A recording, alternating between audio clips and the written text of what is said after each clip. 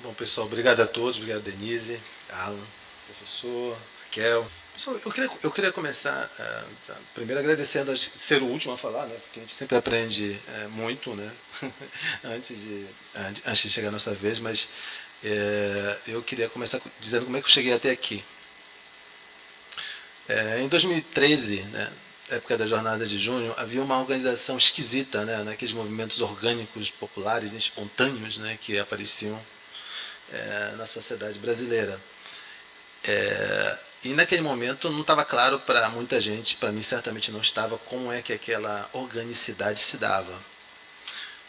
Mais à frente foi mostrado efetivamente o papel das redes sociais, mais à frente ainda chegou a se falar, ainda que nunca tenha sido confirmado, que havia uma participação muito grande do embrião do que viria a ser a Cambridge Analytica naquelas manifestações. Né? A Cambridge é a empresa que foi responsável pela eleição da primeira eleição do Donald Trump, né? Nos Estados Unidos, tem um papel decisivo no Brexit, né? Mais tarde, e também na eleição na Índia, né? Que colocou um candidato de extrema direita lá. E eu percebi naquele momento, comecei a perceber naquelas manifestações e viria a ter essa percepção acentuada que só o que eu sabia em termos de comunicação não era suficiente para dar conta daquilo. E à época eu já era professor, já tinha doutorado há algum tempo. Né? E mais à frente eu tomei coragem e decidi que tinha que voltar para a academia e fui para um curso de exatas, fui fazer um curso de ciência da computação, fiz um curso formal de ciência da computação para entender por dentro, eu senti necessidade de entender por dentro como a tecnologia funcionava e de certa maneira parte desse meu retorno ao banco de escola redondou nisso aqui, esse livro chamado Jornalismo e a Generativa, que foi publicado ano passado. E nesse mergulho matemático e técnico na questão da IA generativa, algumas coisas foram se mostrando claras para mim. Né? Primeiro, alguns mitos em torno da tecnologia. Né? Mitos, por exemplo, que foram me colocados, por exemplo, numa palestra que eu assisti do professor Nicoleles, né, professor Miguel Nicoleles, neurocientista, um dos maiores neurocientistas do mundo, né, infelizmente pouco conhecido no Brasil, chamou a atenção para uma coisa sobre o conceito de IA e eu fui atrás dos documentos originais. Por exemplo, né, a gente discute algo como se fosse dado, né, como se a IA, que é uma inteligência artificial, de fato fosse uma coisa que existisse. Não existe a inteligência artificial. Se você procurar em qualquer universidade, qualquer instituto de pesquisa, ninguém vai ter um consenso, não vai ter um consenso sobre esse conceito. E o motivo é simples. A IA nasceu como uma experiência de marketing, uma estratégia de marketing. Em 1956, na conferência de Dartmouth, nos Estados Unidos, era necessário conseguir recursos para esse campo de pesquisa que não tinha um nome. Bom, mas qual é o nome que a gente vai dar para isso? Ele era uma conferência que era coordenada pelo John McCarthy, que era um cientista da computação, e um professor que depois não seria caro aqui, falando sobre a teoria matemática da comunicação, que a gente pegou lá de enxerido que ele tinha colocado, né, sobre a teoria matemática da comunicação. Mas a ideia da teoria matemática da comunicação não foi pensada necessariamente para as humanidades. E que é o nome que você ia colocar? Não, dados aplicados à computação, etc. e tal. Não, você precisa de uma coisa mais inteligente e tal. Inteligência artificial, olha como não é bonito, olha como não é sonoro. Existem artigos depois das pessoas que estavam naquela organização dessa conferência perguntando assim: o que teria sido desse campo se a gente tivesse escolhido outro nome? Isso foi em 1956. De lá para cá, houve muita coisa dentro desse campo. Né? Houve picos e os chamados invernos de IA. O que eram os invernos de IA? É quando as pessoas simplesmente desistiam de investir naquele campo, porque os pesquisadores e as empresas não entregavam aquilo que se prometia. Né? Houve 2 grandes invernos de IA. Até que chegamos aos anos 2000 e, finalmente, aquela teoria matemática que era desenvolvida nos anos 50 pôde ser aplicada naquilo que nós tínhamos a partir dos anos 2000. O que é que a gente tinha? Já que a gente tinha a teoria, né? Tinha a teoria. Mas o que é que faltou, então, para o desenvolvimento da inteligência artificial? Dados. Dados em abundância, dados que nós mesmos fornecemos, né? em grande quantidade. E poder computacional. Então, o que a gente chama de, tão pomposamente, de inteligência artificial é basicamente a união de algoritmos matemáticos conhecidos, né, de fórmulas matemáticas conhecidas, aplicadas a uma grande capacidade de poder computacional. Isso foi levado adiante. E o problema, quando eu comecei então a investigar isso de maneira técnica, né, eu estava pensando exatamente do mesmo jeito que muita gente continua pensando até hoje. Eu preciso aprender a usar aquela ferramenta, porque isso vai ser em determinado momento ser uma exigência. Eu preciso usar essa tecnologia, preciso aprender a usar os botões. Mas exatamente que tipo de diferença isso fazia para o jornalismo especificamente?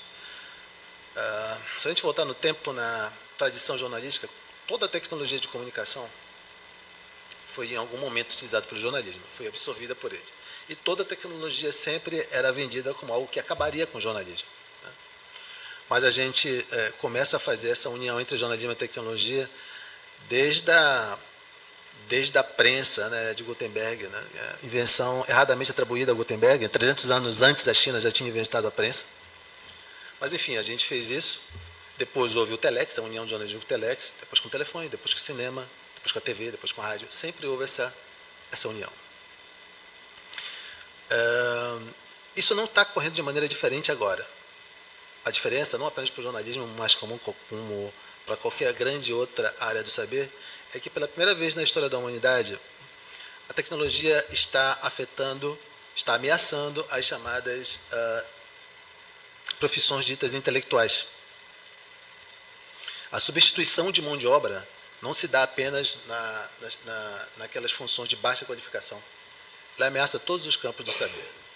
Existe um cientista da computação chamado Kai-Fu Lee, que fala claramente que determinadas áreas médicas vão desaparecer.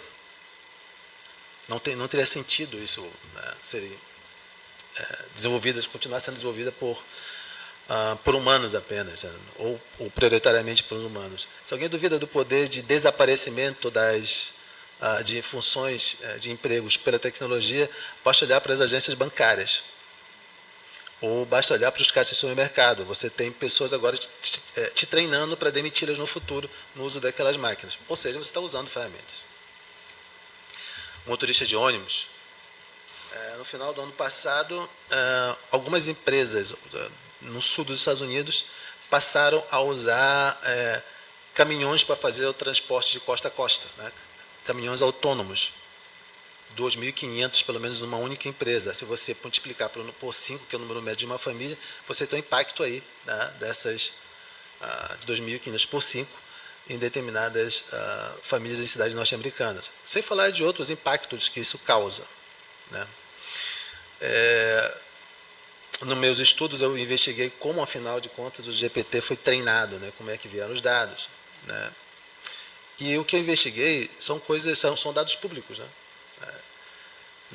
Eu não fiz grandes deslocamentos e é impressionante como esses dados públicos eles são ocultados. Né?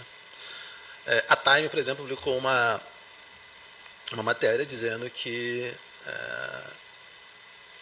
alguns rótulos que são dados pelas IAs, o que é que a IA diz assim? Ela calcula a probabilidade da próxima palavra, mas se aquilo é certo ou não, se aquilo é algo que deve ser cuspido para o público ou não, tem que ser rotulado por humanos. Como essas máquinas elas são prioritariamente treinadas originalmente em inglês, era necessário que pessoas que dominassem essa língua, né, fossem nativas, fizessem esse rótulo. Isso pode, isso não pode, isso pode, isso não pode.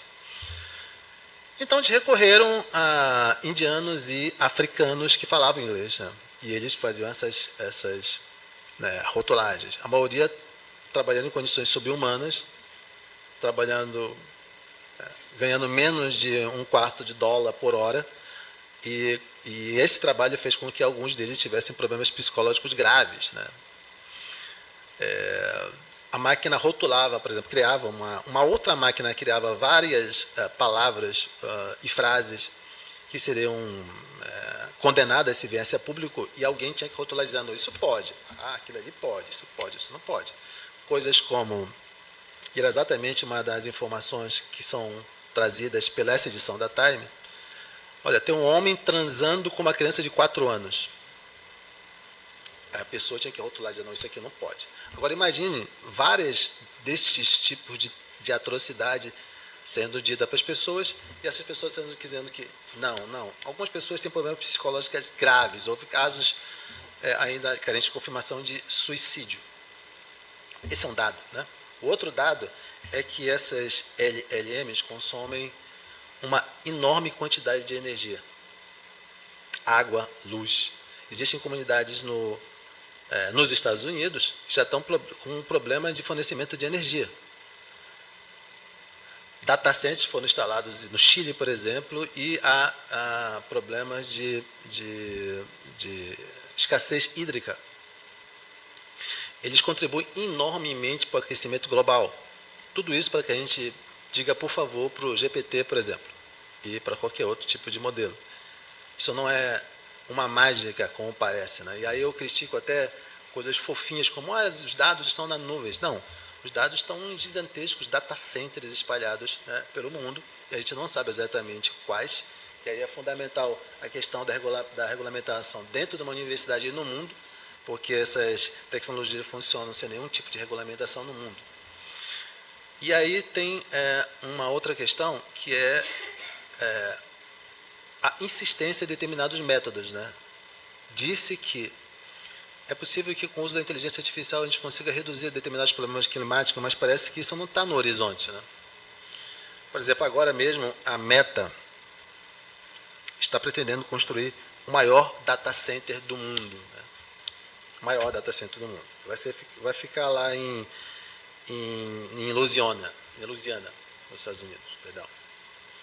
Tá, mas que tamanho é esse data center? Metade da ilha de Manhattan. E vai ser ocupada por um data center desse tipo. E é óbvio que os impactos ambientais vão ser gigantescos.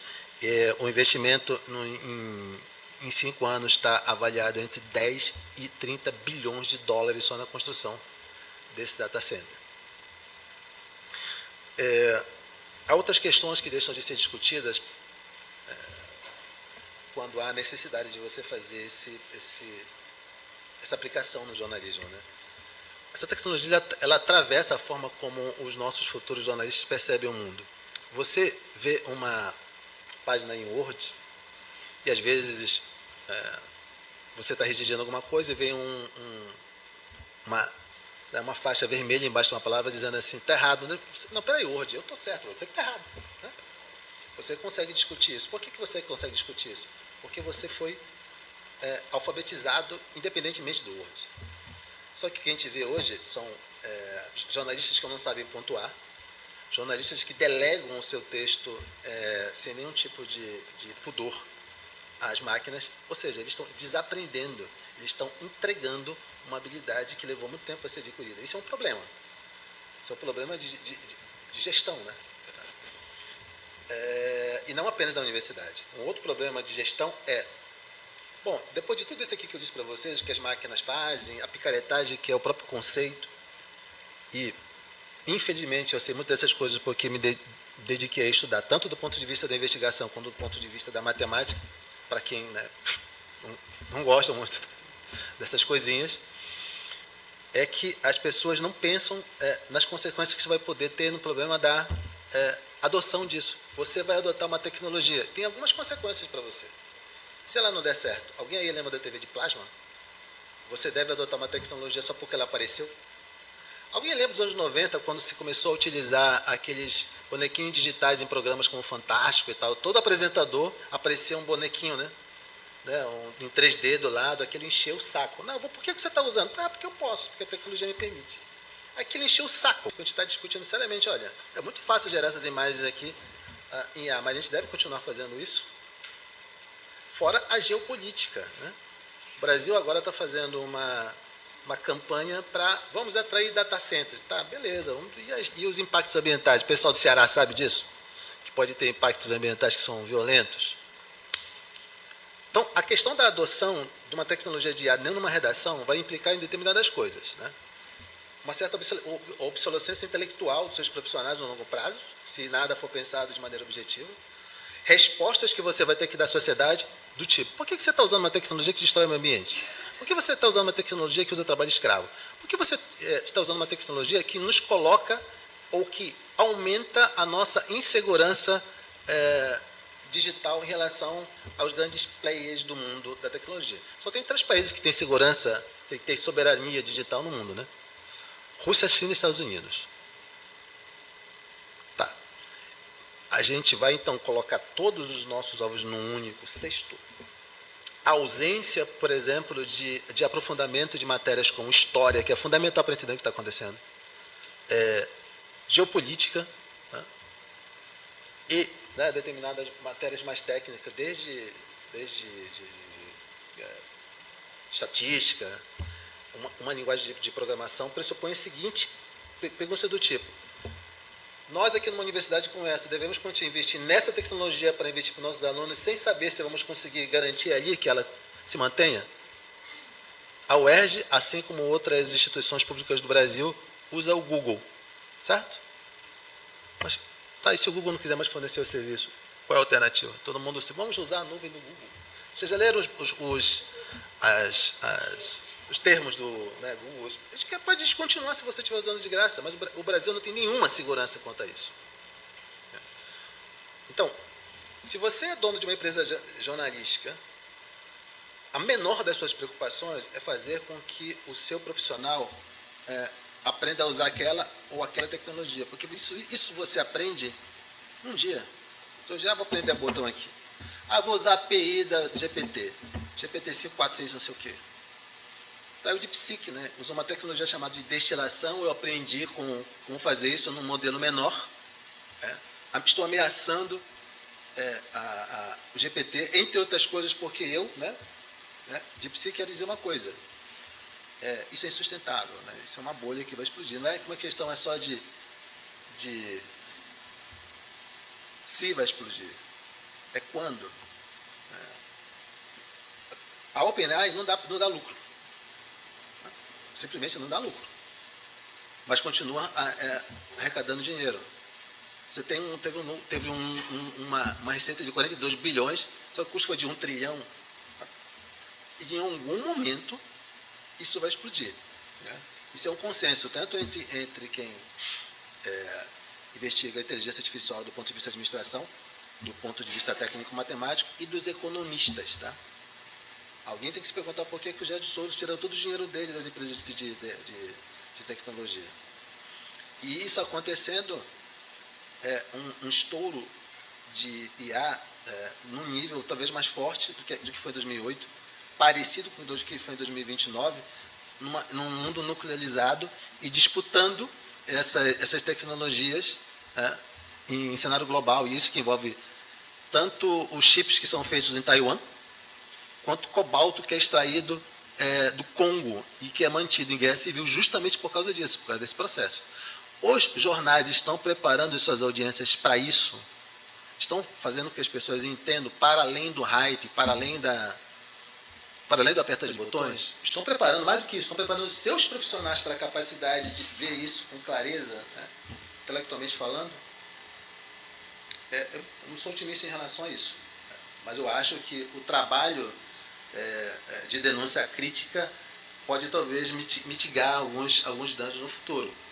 Essa discussão, fico muito feliz que tenha, enfim, sido trazida para dentro do ambiente acadêmico, porque isso tudo me dá a absoluta certeza que, inclusive, como eu encerro meu livro, que diante desse cenário extremamente caótico e preocupante, intelectualmente desafiador, o mundo nunca precisou tanto de jornalistas quanto agora.